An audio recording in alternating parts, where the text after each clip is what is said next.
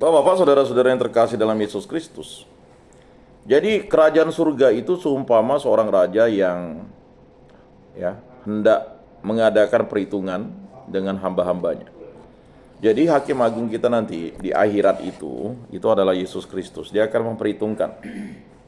Jadi perhitungannya ini udah jelas. Makanya sebagai orang Kristen ini, misteri ini udah diungkapkan kepada kita. Jadi kalau kita mati, kita langsung menghadap Bapa di surga. Ya. Kita dihakimi oleh Yesus. Nah, kalau memang kita sudah melakukan kehendak Allah, kan bukan yang berteriak Tuhan Tuhan yang akan diselamatkan, tapi yang melaksanakan kehendak Bapakku di surga. Jadi kalau kita sudah dibaptis, bagi iman Katolik ya, orang yang masih ada cacat celahnya itu, dia masih bisa diampuni. Dia masuk ke api penyucian namanya, purgatori. Nah, ini memang sesuatu bagi denominasi lain sih itu tidak ada, ya silakan. Tapi bagi ajaran Katolik, ya tidak mungkin orang yang dibaptis itu langsung kalau misalnya dia berdosa langsung masuk neraka. Karena materai kekal abadi itu lambang T ya. Kalau kita baca Nabi Yeskiel sampaikan pada bacaan kemarin, ya, orang yang mendapat lambang T di dahi itu dia akan dilepaskan dari ya hal-hal yang membahayakan dirinya. Nah, Bapak-bapak, saudara-saudara yang terkasih dalam Yesus Kristus, pada hari ini mungkin kita tidak bisa beribadat seperti biasanya, ya. Tapi kata Pak Atis tadi kita bisa, ya, Pak Andre sudah memimpin doa ibadat singkat. Nah, bacaan ini mengungkapkan suatu peristiwa yang luar biasa, bagaimana kerajaan surga itu, ya, sudah diberikan kepada kita melalui perantaraan Yesus Kristus. Tinggal kita yang masuk ke dalamnya. Maka kita berdoa kepada Bapa di surga, Bapa kami yang ada di surga. Maka betapa aneh ketika orang Kristen, ya, baik Katolik maupun denominasi lain itu, ketika dia berdoa Bapa kami yang ada di surga, lalu dia memohon sesuatu yang jahat kepada orang lain. Jadi Bapak-bapak, saudara-saudara yang terkasih dalam Yesus Kristus, perhitungan ya dengan hamba-hambanya, setelah itu mulai mengadakan perhitungan. Dihadapkanlah kepadanya seorang yang berutang 10.000 talenta. Tetapi karena orang itu tidak mampu melunasi utangnya, raja lalu memerintahkan supaya ia beserta anak istrinya dan segala miliknya dijual untuk membayar utangnya. Maka bersujudlah hamba itu dan menyembah dia, katanya, sabarlah dahulu, segala utangku akan dikulunasi. Jadi sering kita meminta rahmat pengampunan, belas kasih Allah, tetapi kita sendiri ketika kita sudah dibebaskan dari ya utang dosa itu, justru kita membelenggu diri kita dengan ya mencaci maki atau mengutuk saudara-saudari kita, ya, dan tidak mau mengampuninya. Nah, ini mungkin salah satu gejala mengapa kita tidak, mohon maaf ya, saya tidak ingin menghakimi, mengapa kita terkungkung untuk tidak bisa sampai di rumah Tuhan ini. Nah, di situ. Mengapa kita tidak mau beriman secara konsisten? Ya, mengapa kita tidak menggunakan duit rohani? Duit itu kan doa dan firman. U-nya kan usaha dan pelayanan yang baik dan benar. I-nya iman dan takwa kepada Allah Tritunggal Yang Maha Kudus. T-nya tabah dan setia mengikuti Yesus Kristus, jalan salib Yesus. Nah, di situ kita mulai merefleksikan pengetahuan iman kita itu, bahwa mengapa kita tuh menganggap diri kita kesialan bagi keluarga kita. Kita menganggap diri kita kutuk bagi orang lain, atau kita mengutuki orang lain. Ya. Bahkan sering terjadi pelayanan-pelayanan itu akhirnya bukan menjadi pelayanan yang baik, tetapi akhirnya pelayanan kesombongan. Kalau enggak doa saya, enggak mujarab. Kalau enggak pelayanan saya, enggak mujarab, kan begitu. Nah, terkadang hal-hal semacam itu harus menjadi suatu ya, refleksi bagi diri kita.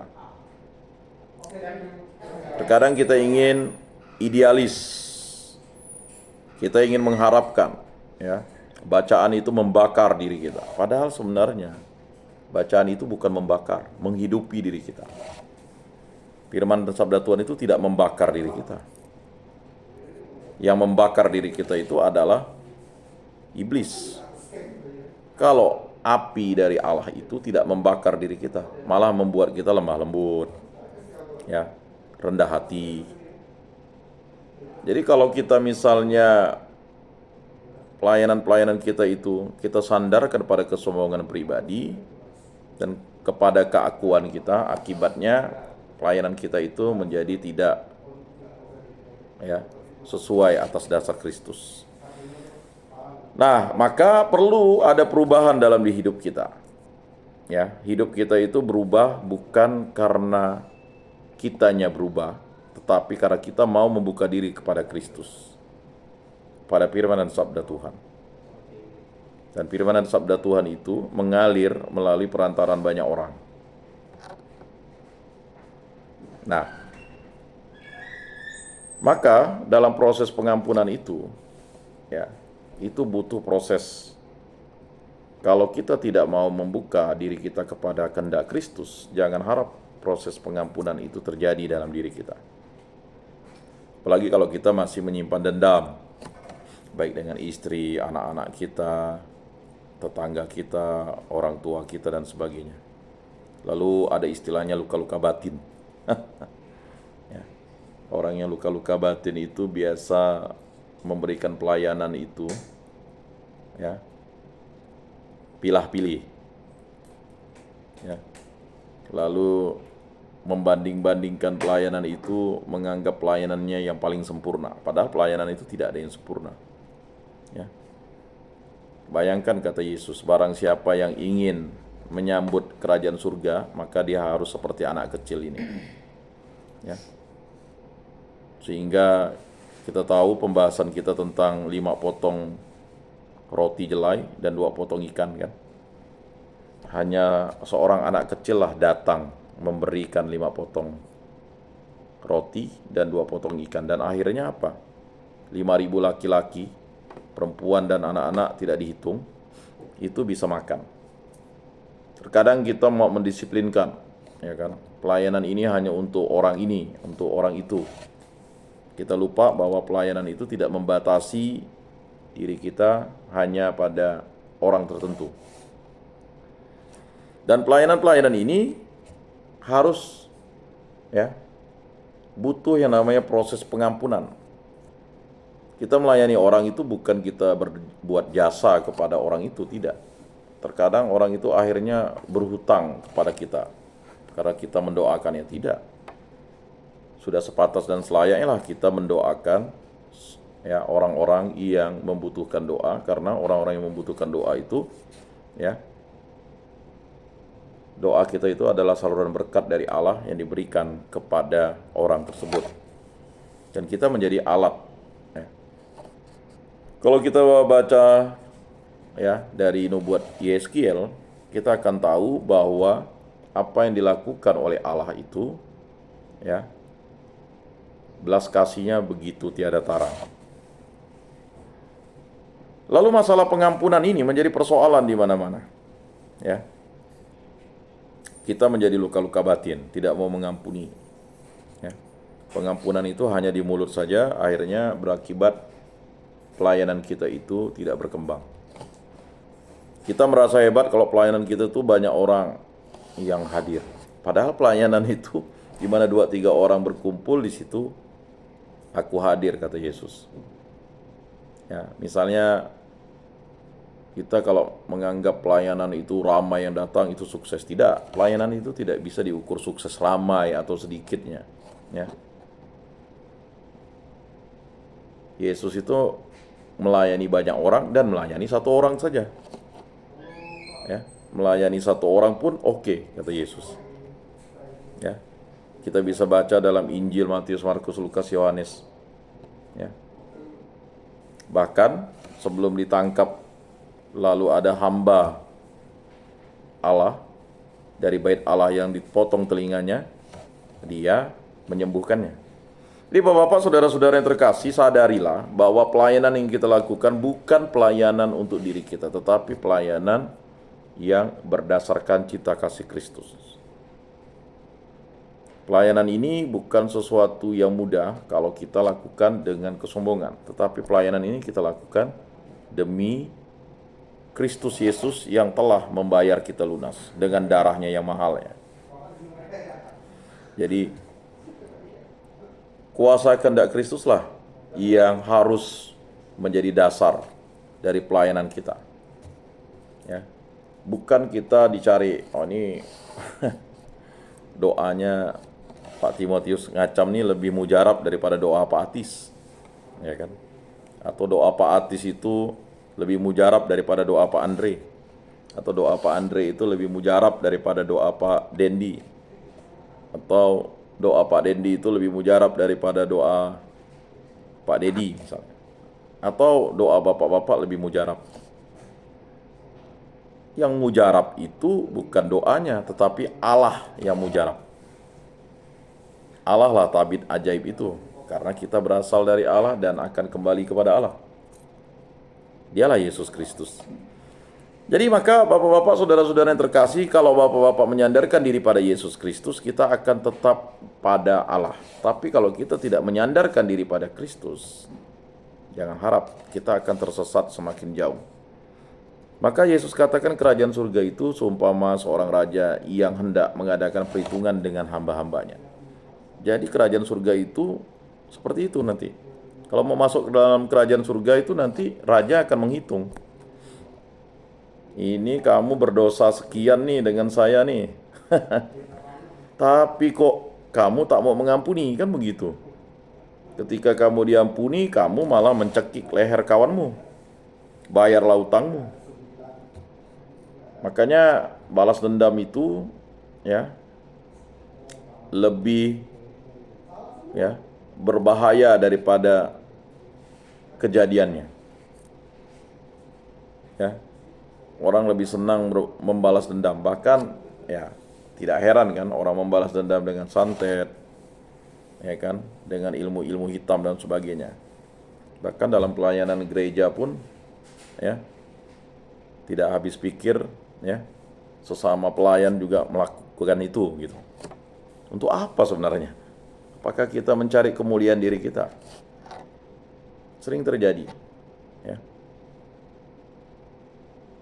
Misalnya ada yang pandai membaca firman lalu tidak disukai, melihat latar belakangnya. Jadi kuasa dunia, kuasa setan, kuasa hawa nafsu itu tiga hal yang memang harus ya, makanya pencobaan Yesus di padang gurun itu kan ada mengubah batu menjadi roti. Nah, itu kan artinya suatu kuasa ya dari dunia ini. Dunia ini bisa merubah sesuatu macam-macam kan. Batu bisa menjadi uang kan sekarang kalau kita punya batu dan sebagainya. Lalu Yesus diminta untuk menjatuhkan diri dari bumbungan bait Allah. Itu kan artinya melawan hukum kodrat. Yang namanya manusia kalau jatuh dari ketinggian ya pasti mati ya.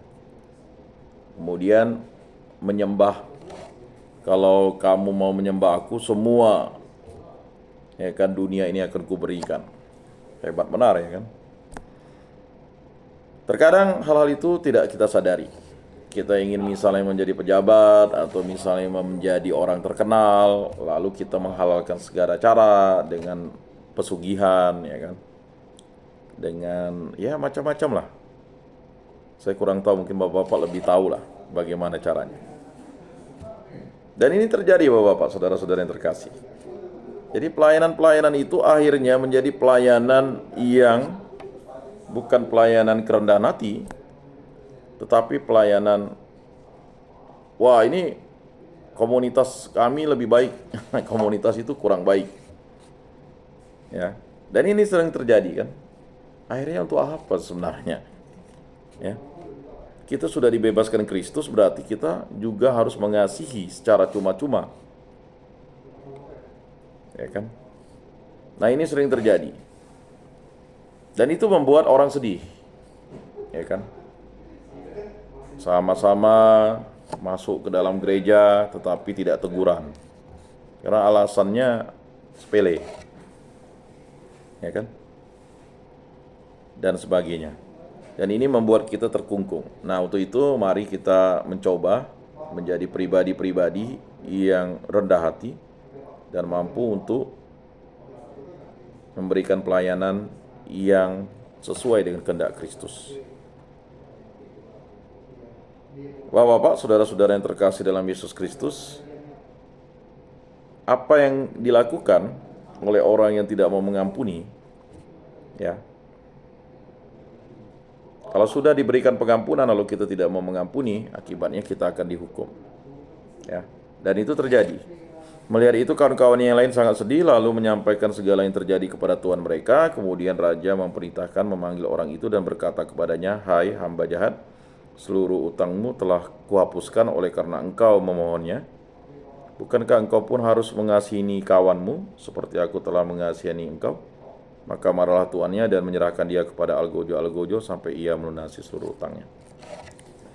Jadi bapak-bapak, kalau kita sudah diberikan pengampunan, sudah dibaptis menjadi pengikut Kristus, lalu kita tidak memberikan pengampunan, maka kita, ya, berkat itu menjadi kutuk bagi kita. Nah, jadi sadari itu, ketika kita dibaptis kita mendapat berkat, harusnya kita memberkati, ya.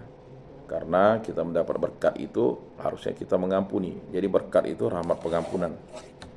Tetapi kalau kita tidak memberkati, kita akan terkungkung. Makanya banyak di antara kita tidak bisa sampai ke dalam misa atau kebaktian, ya, atau hadir di gereja itu karena itu tadi. Ya, ada sesuatu yang mengungkung diri kita. Dan sampai kita mau mohon rahmat pengampunan, melunasi hutang itu, barulah kita akan dibebaskan. Bapak-bapak yang terkasih dalam Yesus Kristus, ya, itu merupakan suatu tanda rahmat yang harus kita lakukan, yaitu memberikan. Karena kita telah diberikan pengampunan, maka kita harus mengampuni.